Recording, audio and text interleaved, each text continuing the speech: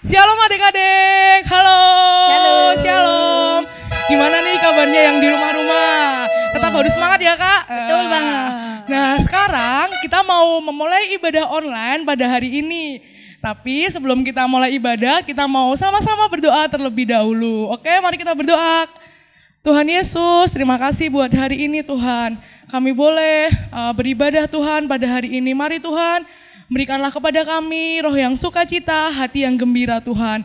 Supaya kami boleh memuliakan dan meninggikan nama-Mu. Hanya di dalam nama-Mu kami sudah berdoa. Haleluya, amin. Ya, sekarang yang di rumah-rumah boleh bangkit berdiri terlebih dahulu adik-adik. Walaupun ibadah di rumah-rumah tetap harus semangat kan Mbak. Ya. Kita mau nyanyikan lagu Ada Kuasa Dalam Pujian. Karena setiap pujian kita itu ada kuasanya. Kita mau hadap ke kanan dulu ya. Oke, semuanya harus semangat.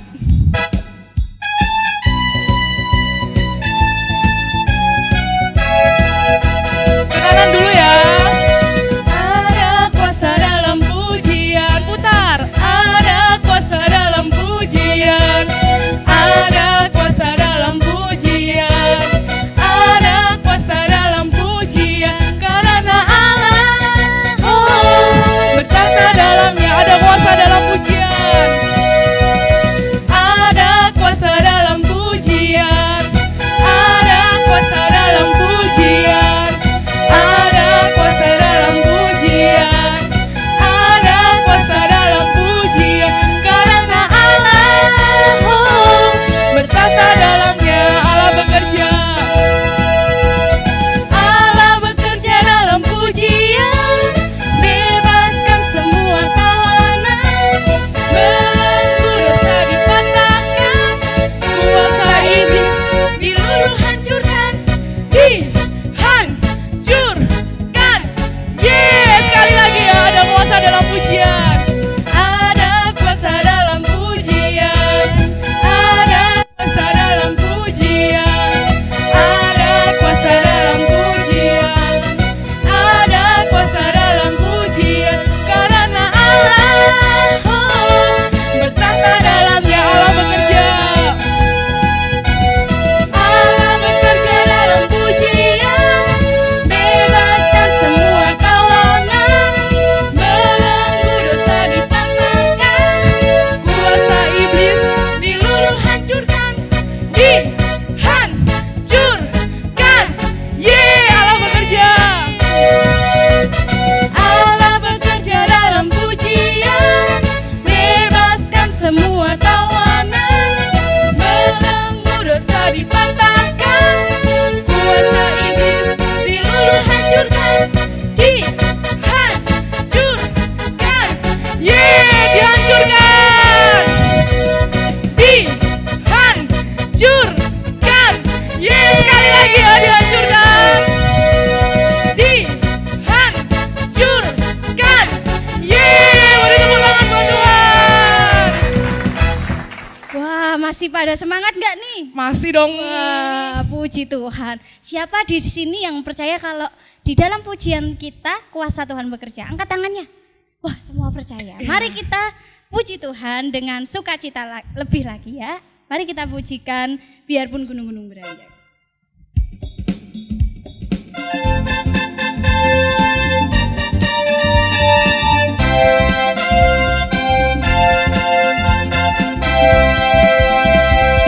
Biarpun gunung-gunung beranjak dan bukit-bukit pun bergoyang, tapi kasih setiamu tak akan beranjak dariku.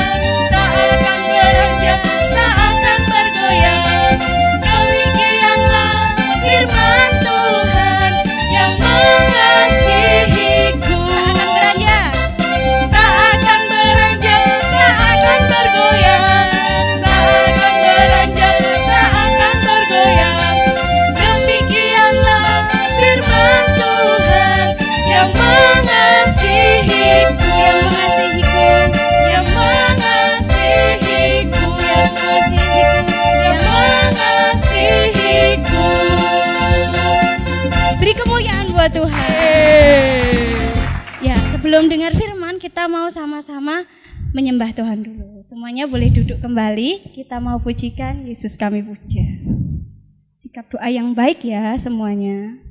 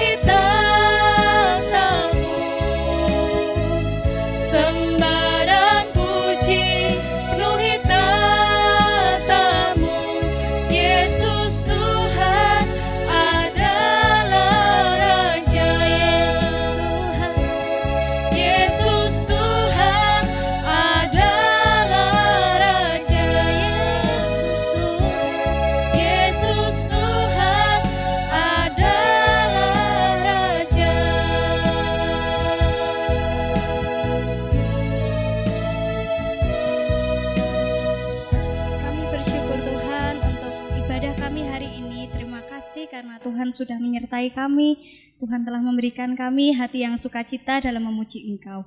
Kalau sebentar lagi Tuhan kami mau dengarkan firman-Mu, kiranya Engkau memberikan kepada setiap kami anak-anak-Mu hati yang lemah lembut supaya kami bisa mendengarkan firman-Mu dan menjadi anak-anak-Mu yang bertumbuh.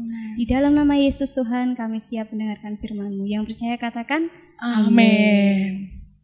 Halo adik-adik semuanya yang ada di rumah, apa kabar?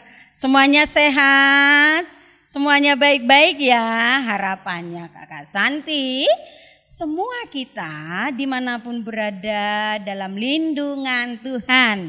Ya, saatnya kita akan dengarkan firman Tuhan. Kalau tadi sudah memuji Tuhan, sudah menyembah Tuhan, sudah berdoa bersama kakak-kakak yang sudah memimpin tadi, sekarang duduk tertib, perhatikan yang bercerita. Apa sih ceritanya hari ini ya? Siap? Ya, coba adik-adik semuanya, pernah gak sih melakukan sesuatu dengan bohong? Ayo. Atau dengan kejujuran. Coba angkat tangannya yang pernah jujur siapa? Oke, ada yang jujur. Yang pernah bohong angkat tangannya dua-duanya. Pasti ada yang pernah bohong ini ya. Tapi kira-kira bohong itu baik apa tidak ya? Itu adalah perbuatan yang tidak baik atau bisa disebut adalah dosa. Karena kalau kita bohong berarti kita tidak menyatakan kebenaran. Nah, hari ini cerita yang kakak ambil di dalam Kisah Rasul 5. Coba Alkitabnya disiapkan. Kisah Rasul 5 ayat 1 sampai 11. Ceritanya tentang apa? Sebelum dibuka Alkitabnya, siapa yang tahu ini ceritanya tentang apa? Ada yang ingat? Ceritanya adalah kisah Ananias dan Safira. Sekali lagi, kisah Ananias dan Safira. Bagaimanakah ceritanya? Begini ceritanya ya. Zaman jemaat mula-mula di dalam Kisah Rasul menceritakan bahwa zaman jemaat mula-mula itu adalah jemaat yang solid. Mereka itu menjadi keluarga yang saling memberkati, saling menolong, saling berbagi. Apa yang mereka punyai, mereka bagi dengan teman-teman seiman yang ada di sekelilingnya. Sebelum cerita kisah Ananias dan Safira di pasal yang keempat itu ya, ayat yang ke-32, kumpulan orang-orang benar itu mereka bahkan berani dan rela menjual hak kepunyaannya, rumah, tanahnya untuk dibagi-bagikan sesuai dengan kebutuhan teman-temannya ini tadi. Mereka tidak merasa sayang dengan hal itu. Biasanya kalau mereka sudah jual, ya toh, harta kepunyaan mereka, duitnya itu diberikan kepada rasul. Setelah itu didoakan dan dibagi-bagi. Seperti itu ya. Dan setelah itu adalah seorang suami istri yang pengen seperti jemaat mula-mula yang lainnya. Yaitu Ananias dan siapa tadi? Safira. Mereka berniat memberikan persembahan untuk Tuhan dengan mereka menjual sebidang tanah mereka, dan uang itu akan diserahkan kepada rasul dan nanti akan dibagi-bagi dengan jemaat-jemaat mula-mula. Tapi kejadiannya apakah itu? Apa yang terjadi? Rupanya ketika Ananias dan Safira udah berniat untuk menjual sebidang tanah yang mereka miliki dan dapat uang. Siapa yang suka uang banyak? Ayo. Wah, si Ananias, uangku banyak. Wah, hasil penjualannya, rupiah. Mungkin kalau pas rupiah ya, duitnya banyak. Dan ada muncul sedikit masalah dalam hidupnya. Dia menyimpan sebagian hasil dari penjualan tanah itu tadi, dan sebagian lagi dibawa kepada rasul. Dia menyimpan, adik-adik ngerti ya, ini duit, kakak nggak bawa duit ini ya, dompetnya kosong ini. Dapat duit, tuh hitung contoh gini, 10 lembar, 1 lembar disimpan. Mungkin nggak tahu. Itu rasul-rasulnya itu dibawa 9-nya. Dibawa kemana? Ke rasul. Diberikan kepada rasul. Inilah persembahanku. Pak, hasil penjualan tanahku. Wah, rupanya rasul-rasul itu diurapi oleh Tuhan, adik-adik. Langsung rasul-rasul itu bilang begini. Di dalam Alkitab begini ya. Petrus berkata di ayat yang ketiga, Ananias, ini yang pertama bawa adalah Ananias. Jadi istrinya ketinggalan di rumah ya. Jadi istrinya di rumah, yang suaminya yang datang memberikan persembahan kepada rasul-rasul. Dan salah satu rasul itu namanya adalah Petrus. Dia bilang begini, Pak Petrus bilang gini, hai Ananias, mengapa hatimu dikuasai iblis sehingga engkau mendustai Roh Kudus dan menahan sebagian dari hasil penjualan tanah itu? Selama tanah itu tidak kamu jual, bukankah itu tetap kepunyaanmu? Dan setelah dijual, bukankah hasilnya itu tetap dalam kuasamu? Rupanya Rasul Petrus ini tahu apa yang diperbuat oleh Ananias ini. Ananias belum ngomong apa-apa, dia enggak terus terang, dia tidak tulus memberikan, dia tidak jujur. Pada waktu itu Petrus sudah tahu. Langsung ngomong, "Hai Ananias." Ya toh? "Hai Ananias, mengapa hatimu dikuasai oleh iblis?" Dan pada saat Petrus berkata seperti itu, tiba-tiba apa yang terjadi? Ananias tidak terbuka, tidak jujur. Dia tidak mengatakan, "Pak Petrus, aku simpan sebagian penjualan tanahku dan aku berikan sebagian ini." Enggak, dia enggak ngomong seperti itu. Sampai pada akhirnya apa yang terjadi? Ananias tiba-tiba diambil nyawanya oleh Roh Kudus. Ya, di ayat selanjutnya. Ya toh? "Engkau sudah mendustai Tuhan Allah." Ya toh? Maka pada saat itu pun Ananias mati. Dan ada beberapa anak-anak muda yang di situ mengangkat Ananias dan mengusung dan menguburkannya. Tiba-tiba istrinya datang. Mungkin kali ya istrinya nunggu, ini suamiku nggak pulang-pulang kok lama banget gitu ya. Safira datang. Ditanya sama Petrus lagi. Kira-kira ditulis dalam Alkitab, 3 jam kemudian masuklah istrinya Ananias. Kata Petrus kepadanya, ayat yang ke-8. "Katakanlah kepadaku, dengan harga sekiankah tanah itu kamu jual?" Kata Petrus, jawab perempuan itu, "Betul sekali Tuhan, betul sekali Rasul, sebegitu hasilnya." Ayo, bohong toh? Tadi sudah disembunyikan sebagian. Tapi mereka berdua sepakat berbohong, tidak jujur.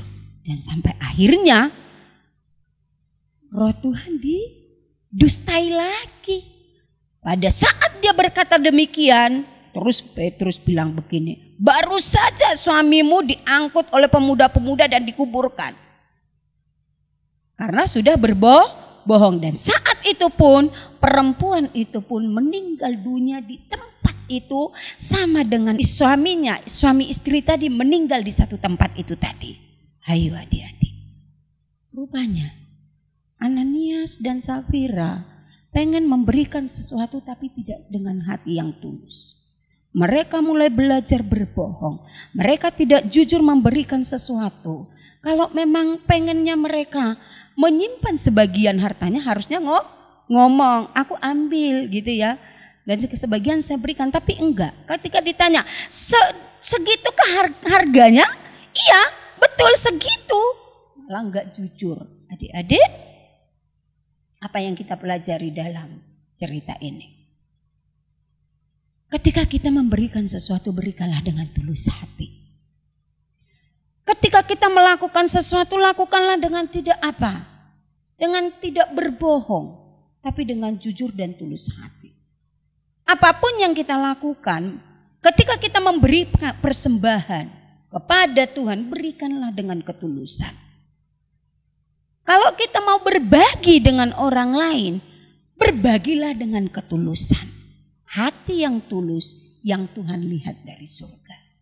Kalau engkau diberikan sesuatu oleh Tuhan dan engkau mau memberikan kepada orang lain atau kepada Tuhan, lakukanlah dengan ketulusan.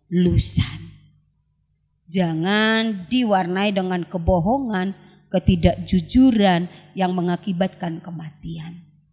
Dosa itu membawa kepada kematian. Dan kita tidak mau ya hidup kita menjadi mati. Roh kita tidak bertumbuh lagi.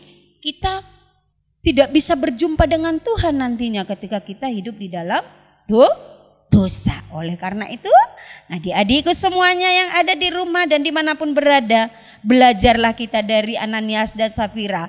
Ketika kita memberi dan berikan persembahan, melakukan sesuatu, lakukanlah, berikanlah dengan ketulusan. Buanglah kebohongan, lakukanlah kejujuran dan ketulusan itu. Maka Tuhan yang Maha Kasih akan memberkati kita dengan kehidupan, memberkati hidup kita dengan melimpah-limpah. Karena apa? Semua adalah milik Tuhan dan kembali kepada Tuhan. Oke? Itulah ceritanya hari ini. Biarlah firman Tuhan ini memberkati kita semuanya. Berikan untuk Tuhan tepuk tangan yang terbaik. Terima kasih. Mari kita berdoa sama-sama.